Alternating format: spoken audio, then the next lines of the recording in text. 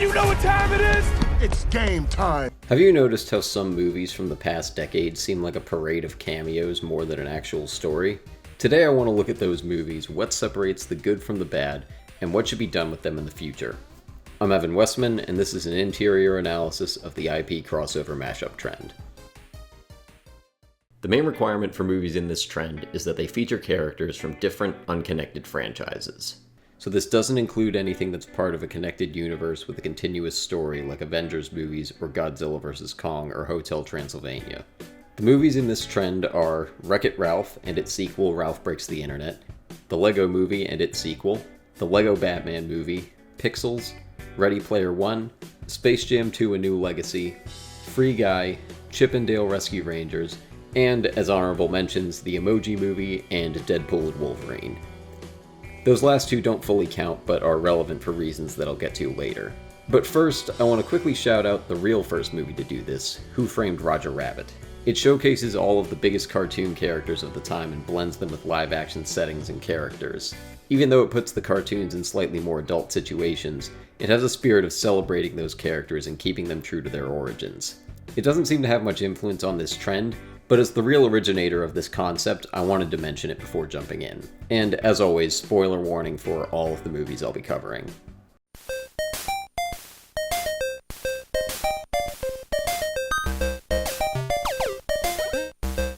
The trend starts with Wreck-It Ralph.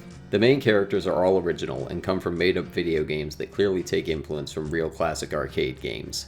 There are cameos from video game characters like Sonic, Mario, and Tapper, but none of them become important to the story. The cameos are quick and don't feel like advertisements or super loud nostalgia bait, which we'll see a lot more of later in the trend. The movie poses itself as a love letter to classic games, and the cameos are incorporated accordingly. Independent of this trend, this ranks as an okay Disney movie with a decent emotional core. I personally don't have much of an attachment to it, but it seems to have gotten a moderately good reception by audiences.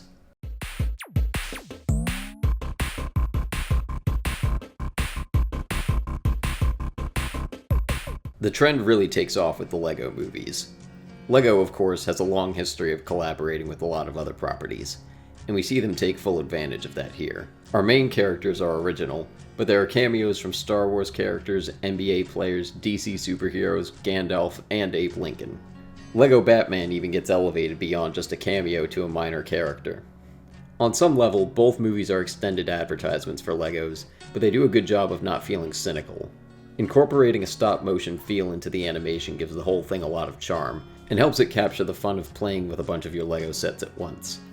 The framing device at the core of both movies goes a long way too. The end of the first movie shows us that the whole story we've been seeing is happening in a kid's imagination as he plays with his dad's Lego sets, and the story doubles as a metaphor for their relationship. They continue this into the second movie, which functions as an allegory for the same kid and his little sister feuding over each other's Legos, and their mom threatening to put all the Legos into storage. Both these movies strike a good balance that none of the others in this trend manage to. They're fun without being cynical, and have a really solid emotional story at their core. The second movie doesn't do it quite as cleanly as the first does, but it still works. Unfortunately, the success of the Lego Movie gave way to some far inferior imitators, as we'll see later.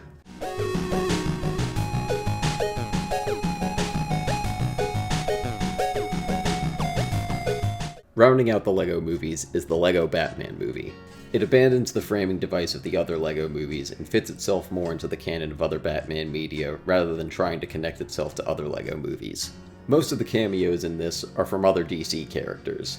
The Justice League and Batman's Rogues Gallery all show up. But there are also characters from other Warner Brothers owned properties.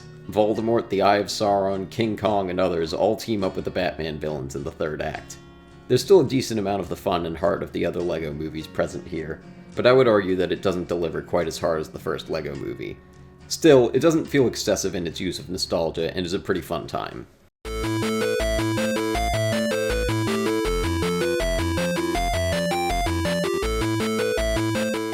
The trend hits its first critical flop with Pixels.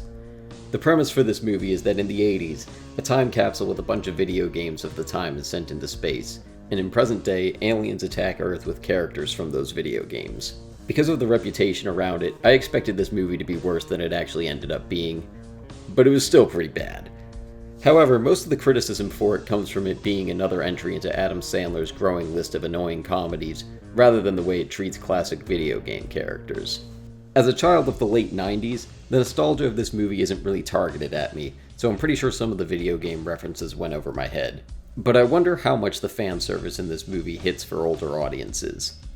Like, if you were a big arcade gamer back in the day, does seeing Adam Sandler and the crew play giant-scale Pac-Man and Centipede and Donkey Kong service the fan in you?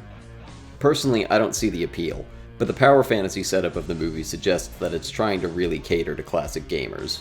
Regardless of the intent, audiences generally did not respond well to it, even though it did decently at the box office. Also, at my request, my friend Matthew made a 4-minute long, incredibly entertaining review of Pixels, and I put that at the very end of the video, so stick around if you want to see that. It is worth waiting for. Do you want to see Adam Sandler playing video games in a movie where he delivers ear-splitting lines like this? Pac-Man's a bad guy? Does that do anything for you?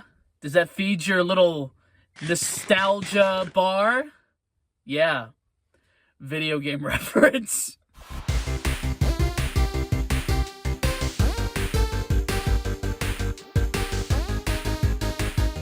The Emoji Movie technically doesn't cross over any characters, but I'm including it here as an honorable mention because it mimics the shape of some of the other movies in this trend without relying on references. Upon release, the Emoji Movie was immediately decried as one of the worst movies of all time, and it deserves that title. But I don't fault anyone who worked on it because I think it's just such a fundamentally flawed premise that it could never have been a good movie no matter how well it was executed. It tries to do what Wreck-It Ralph and the Lego movies do by giving a lived-in world and sentience to things that we typically think of as not having autonomy. But that just doesn't work with something like emojis. This approach to world building really got perfected with Toy Story, and the Emoji Movie takes a major element from Toy Story, which is having the inanimate characters be loyal to a kid. It's sort of there in the Lego movies too, but the Lego characters are in the kid's imagination rather than working in their interests, so it's not quite the same dynamic. In this case, the emojis all exist in a 9th grader's phone, which on paper sounds like a good way to give the story an emotional core, but in practice is just incredibly cynical. Also, emojis just can't have autonomy.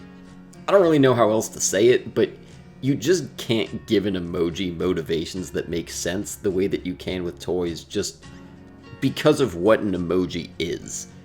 But that didn't stop these writers from trying. Again, I don't fault them, but this really does not work. The emojis go through different apps in the phone like Spotify and Just Dance and Candy Crush, and it feels like the movie is trying to use these the way the other movies in this trend use references and nostalgia. It references smartphones and internet cultures in ways that are trying to be fun, but end up just being horribly cringe. So it's not exactly a hot take to say that this movie is bad, but I think it reveals how important it is for movies in this trend to reference things that people actually have an attachment to. Because when you take that nostalgia away, this is what you're left with.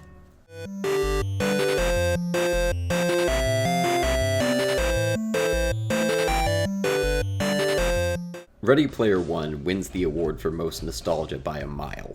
There are so many references here. The movie is practically structured around fitting in as many references to classic media as it possibly can. The amount of cameos is dizzying, and a lot of shots look like they come straight out of a Comic-Con. What I find interesting here is that both the text and subtext of the movie seem to treat knowing references as an inherently good thing. The characters win the day largely because of pop culture knowledge, and it almost feels like the movie rewards its viewers for knowing every pop culture thing that it showcases. The main critique of this movie I've seen in context of how it uses references is that they lack respect for the things that they're referencing, and that the quantity of references feels like it's cynical pandering. It hits the nostalgia button as many times as it can without showing any understanding of what makes people love the things that it's referencing. It's one of the most financially successful movies in this trend, but also one of the most divisive among audiences. I'm very much in the camp of disliking this movie, and that camp is not small, but I should acknowledge that it's also loved by a significant amount of people.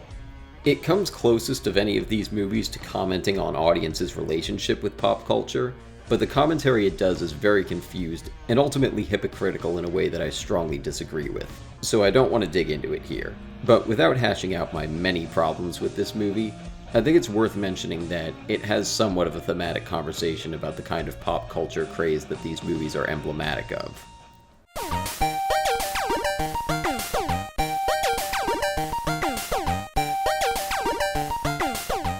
6 years after the original, we got a sequel to Wreck-It Ralph. Fundamentally, I don't think Wreck-It Ralph is a movie that warrants a sequel, but this does a decent job continuing the story and has a pretty strong emotional core.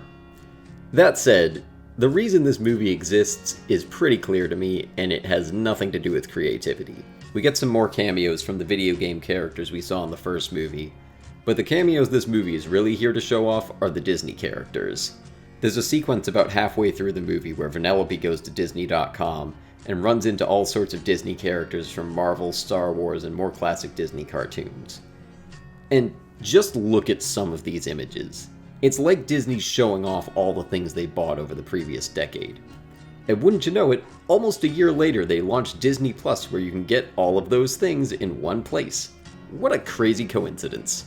So the marketing here is pretty blatant, but there's also brand management that happens with the cameos. Vanellope goes to the princess dressing room and meets all the Disney princesses. They do some meta commentary on the tropes of the genre, and they all wear ironic graphic t-shirts with fun little things that relate to each of them, which of course you can actually buy. Then the princesses come and save the day in the climax. To their credit, the cameos are done in ways that seem to respect the characters they feature. Also, despite my cynicism, I've always liked this joke. We can't understand her. She's from the other studio. But the advertising in this sequence reads to me as the main reason this movie exists.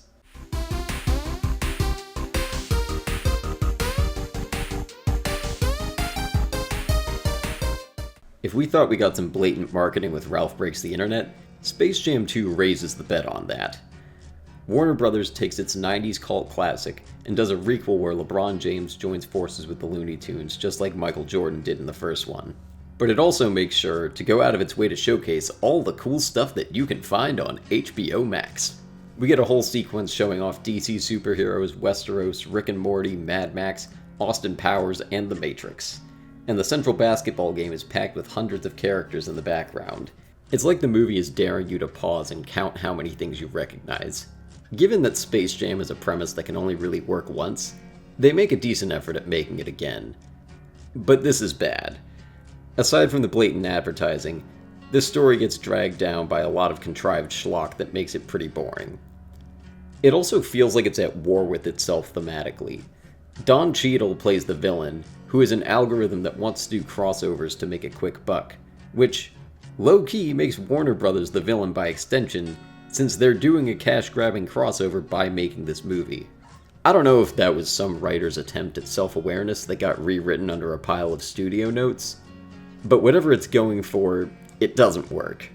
Despite the very low lows of this movie, I still genuinely enjoy a couple moments of it. The Michael B. Jordan joke is unironically funny, and I would totally watch a 10-minute short of Roadrunner and Wile E. Coyote and Mad Max.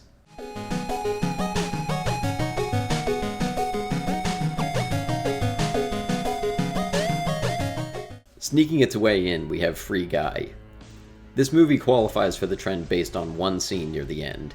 In the middle of the climactic fight, Ryan Reynolds pulls out Captain America's shield, Hulk hands, a lightsaber, this My Little Pony thing, and I think this portal gun thing is from Portal? I don't know, I've never played it. Anyway, music from each property plays, and it's meant to be this big triumphant moment. I've seen some people praise this scene and others criticize it. I'm in the critical camp, but more than anything else, it just confuses me. For context, Free Guy takes place in an online multiplayer video game that's like a combination of Grand Theft Auto and Fortnite. So if this game works like Fortnite, where you can play as Peter Griffin or the Mandalorian, then it makes sense that Ryan Reynolds could do this. But then, all the other characters are shocked when he does, so it's clearly not a thing that players can normally do. And if there's a reason that he's uniquely able to do this where others can't, we're given no indication of why. There's also no other crossovers or cameos that happen at any other point in this movie, so it feels pretty out of place. Well, actually, there's a different form of cameo in this movie. A lot of real-life game streamers get showcased throughout the movie. I assume that was fun for gamers, but I don't know any of these people. Sorry, no offense to anyone, I'm just not the audience that was for.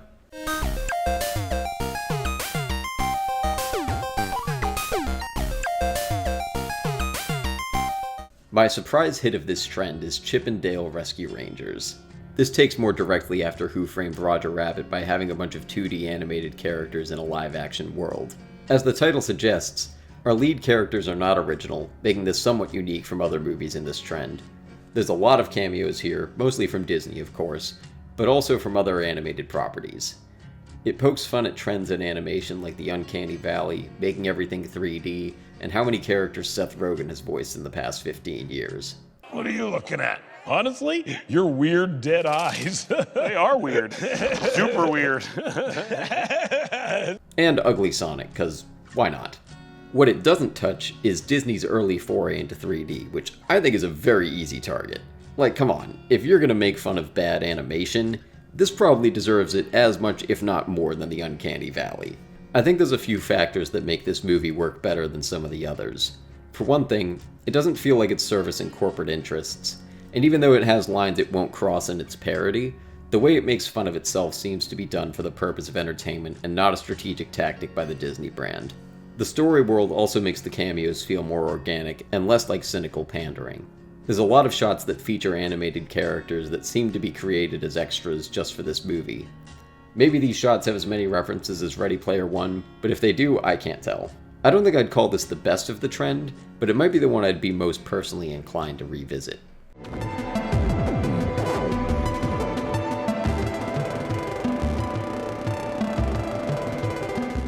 Finishing the trend out is Deadpool and Wolverine.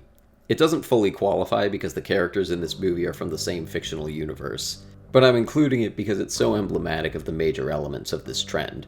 This movie is inextricable from its corporate backstory.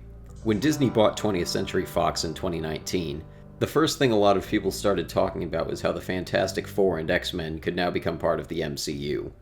This movie was when that crossover would finally begin. At the moment I'm writing this, we still don't know all of what that will look like, but most of this movie centers around featuring a lot of the characters that Fox owned. We get cameos from Blade, Elektra, Laura, Chris Evans as the Human Torch, and references to other MCU movies. I'm Marvel Jesus, you dull creature, and I will not. There's also a lot of cameos from characters that were never in actual movies, like Channing Tatum as Gambit and Henry Cavill as Wolverine. Since it's a Deadpool movie with multiverse shenanigans going on, there's a lot of meta jokes and references catered to longtime superhero fans. Where Ready Player One focused on cramming as many recognizable things as possible into the frame, this movie takes more of a legacy sequel approach by bringing back characters who audiences haven't seen in more than a decade, or in some cases haven't seen at all. The cameo characters are much more central to the plot than in the other movies. Probably the most significant difference is that this movie is allowed to comment more directly on the studio rights side of things. There's nothing that'll bring me back to life faster than a big bag of Marvel cash. It doesn't do it too much, but it's certainly there. This movie also stands out from the others by being the most profitable and being the only R-rated movie in the trend. There are three main factors that I think determine our reception of these movies: nostalgia and references, corporate branding agendas, and fun.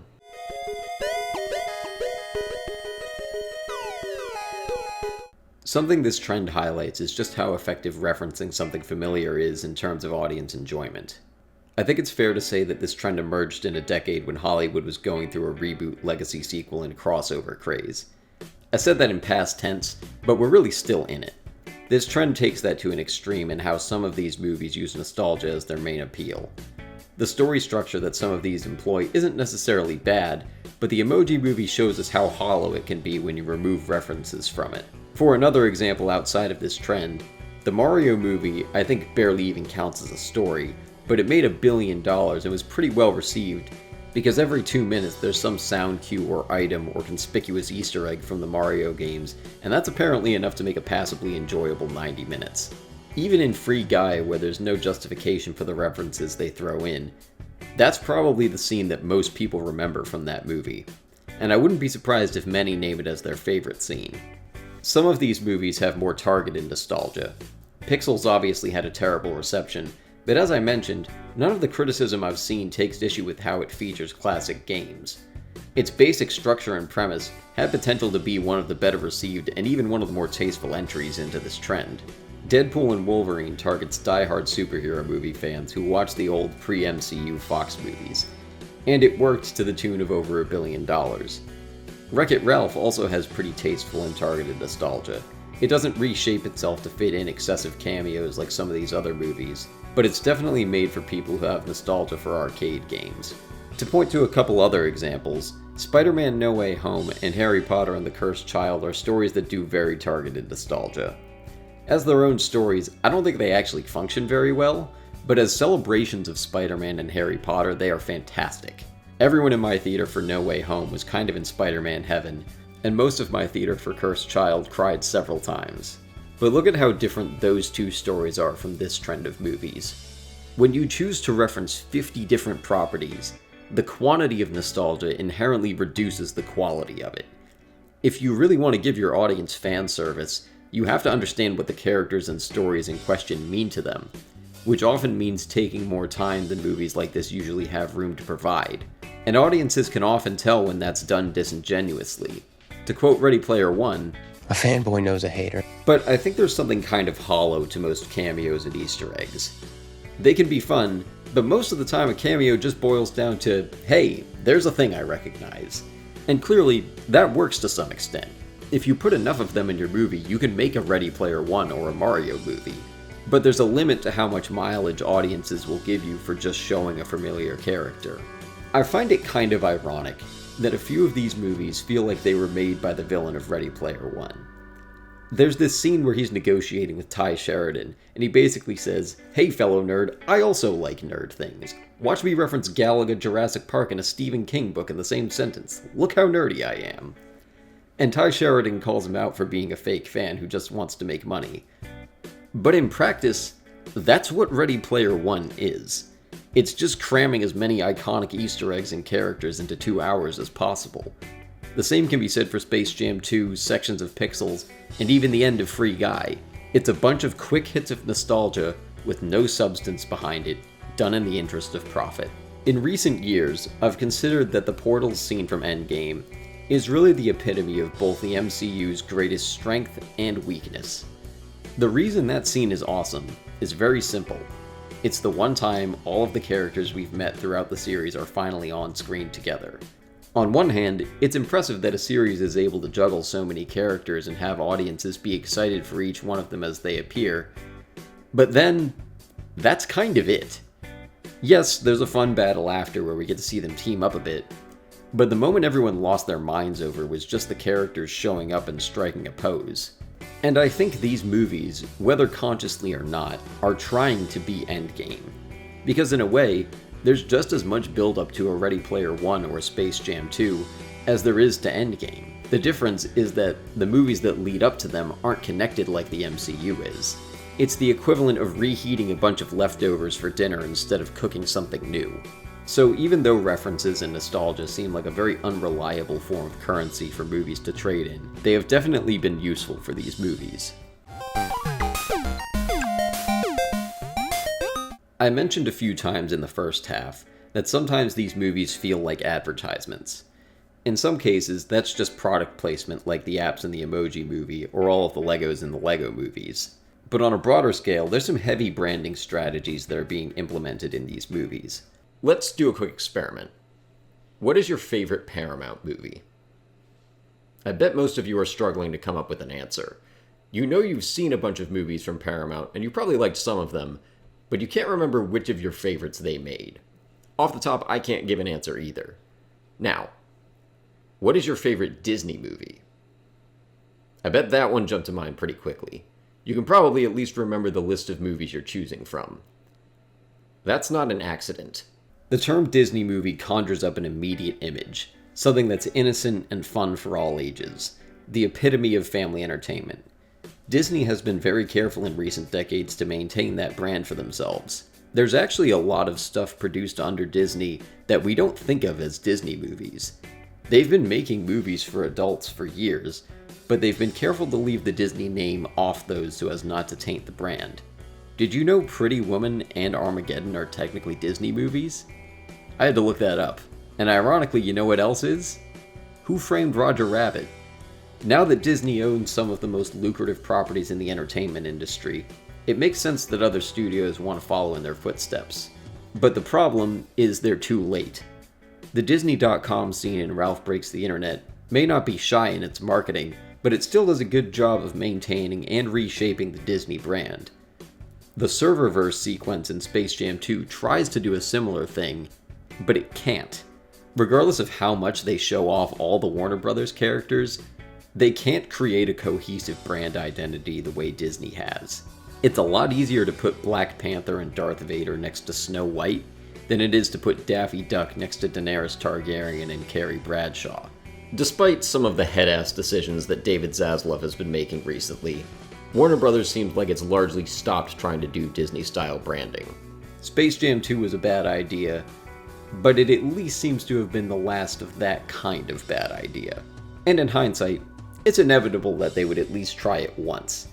A legacy sequel to a cult classic that can double as an advertisement for your streaming service? That sounds like every studio executive's dream. As of yet, Warner Brothers and Disney are the only two studios that have really tried to do this kind of brand management within their own movies.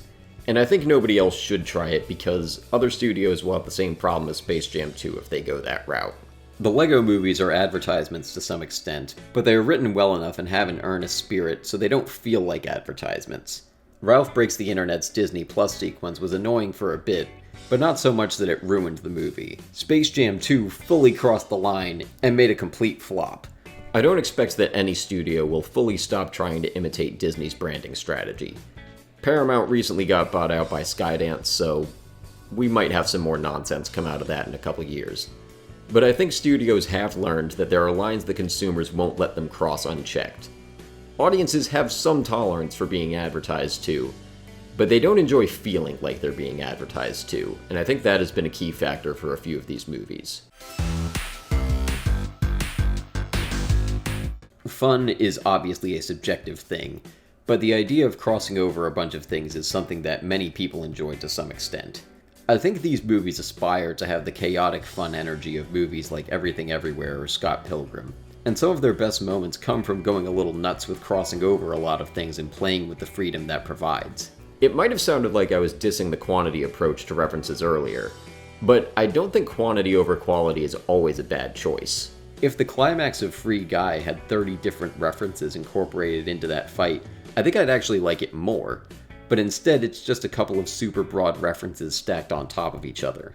Part of the fun of the Lego movies is that it kind of emulates how kids play with a bunch of different Lego sets and minifigures at once, and have Indiana Jones fight Yoda and stuff like that. And I think these other movies deliver on the fun aspects of crossovers at times. Most of them don't work for me, but as I said earlier, I'd watch a lot more of Roadrunner and Wile E. Coyote and Mad Max. I've been somewhat negative in my undertones for most of this diagnosis. I'm not sure if that's come across. But something that can't be denied about this trend is that when these movies are fun, whatever that means to each individual viewer, a lot of other stuff can be forgiven. Even the couple of movies in this trend that are universally panned are still aspiring to be fun.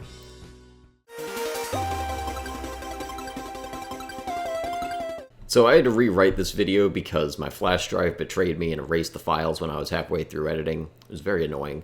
But maybe it was a blessing in disguise because my earlier draft was written before Deadpool and Wolverine came out, and rewriting it allowed me to incorporate that into this. In the original draft, I concluded by suggesting that if this trend is going to continue, then it should become more celebratory and more reflective, and I had this whole thing where I compared it to the Barbie movie and the Spider-Verses. But after seeing Deadpool and Wolverine and taking more time to rewrite this, I've had a change of heart. My conclusion now is that I think this trend needs to go away for a while. That might be surprising considering the more positive tone that I ended the diagnosis with, but even if a couple of these movies are genuinely fun and good, I think they've become bad for the movie industry as a whole. There's an innocent fun in bringing a bunch of beloved characters together, but in the crossover-crazed, brand-obsessed corporate state of the industry, it's morphed into something less innocent. Several of these movies embody the worst tendencies of Hollywood today. They rely too much on nostalgia, they cater to corporate interests, they don't do anything original, and they cheapen the characters and stories we love into products. I'm sorry to be talking like this, and I promise I'm not going to turn this into one of the 4,000 video essays about how capitalism ruins everything, but this trend is more closely tied to the current state of capitalism than almost any other, so it bears mentioning. Even the movies in this trend that aren't advertisements for a streaming service contribute to nostalgia and familiarity being used as currency, and making any new thing that becomes popular get absorbed into that machine. Ready Player One claims to be able to separate the capitalists from the real fans, but is full of hollow nostalgia. Free Guy claims to be about lifting up original ideas and small creators, but in practice, it makes its loudest and proudest moment a quick series of the cheapest references in this trend to some of the most profitable franchises ever. I think part of why people love movies by studios like A24, Neon, and Annapurna, or something like Oppenheimer, is that they are among the few popular movies that are made today that feel immune to the commodification that everything else gets swallowed up by. They aren't getting 3 sequels and a spin-off streaming show. They're just celebrated for being good stories. You wouldn't put Oppenheimer or the googly eyes from Everything Everywhere or some Easter egg from Midsummer into Ready Player One. Ex Machina and Booksmart aren't going to get legacy sequels in 20 years. Nobody get any ideas, by the way. There is a place for nostalgia and celebrating the things we love.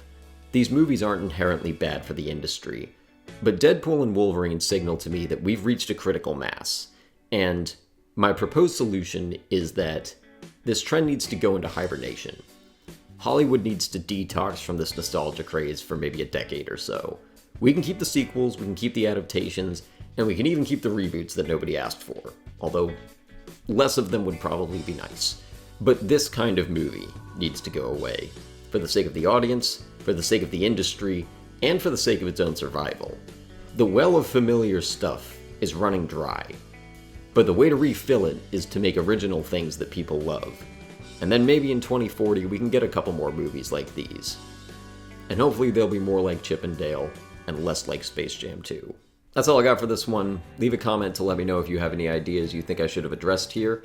I'll probably be doing a companion video with my ranking of all these movies pretty soon, so I can address your comments in that video. And let me know what other trends you think I should look at in future videos. If you're new here and you enjoyed this, do all the like and subscribe stuff. Check out the Discord and the Patreon and the podcast and the social media accounts. Links for all of that's in the description. If you want to hear how much the fan service in Deadpool and Wolverine worked for Jelani and how much it did not work for me, we did a podcast episode about that a few months back that you can check out. And as promised, here is my friend Matthew's review of Pixels in its entirety. Enjoy.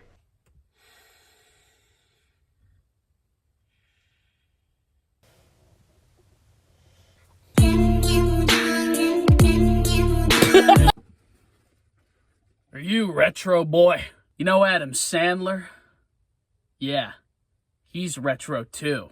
He's like if retro was on balls. Yeah, Adam Sandler's a video game now.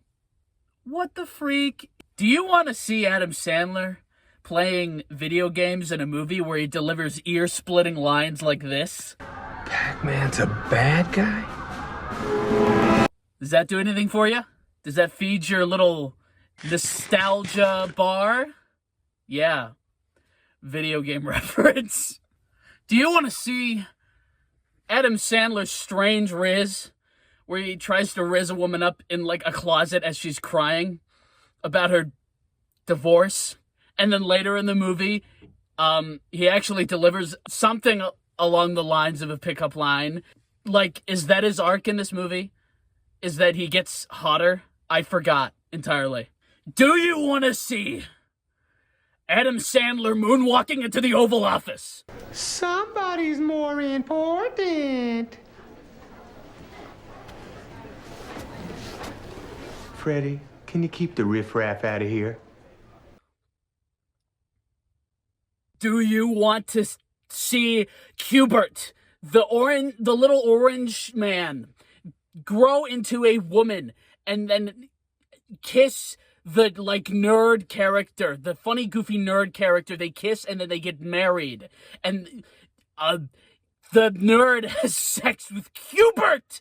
And he has Hubert children. Do you want that in your movie? Because that happens. I forgot the second time I watched this with Evan Wessman that the nerd, fucking Balrog or whatever his name is, has sex with Hubert. I watched this movie twice on purpose. And it was on this second viewing with my good friend Evan Wessman that any funniness or charm from the first viewing was entirely lost because I had seen it before. I thought it was fine the first time, hated it the second time. That is 180 minutes that I will never get back. I could have spent those minutes bowling.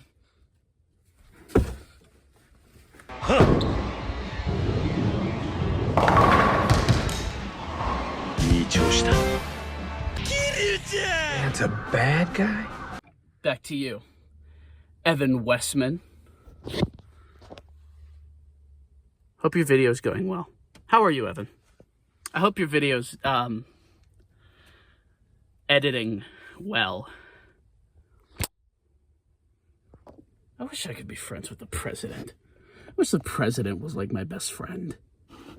Evan and I are running for president and vice president of the United States next year. Vote for us.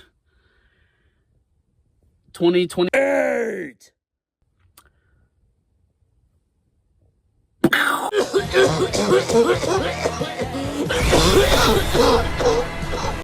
Thanks for watching, and I'll see you next time.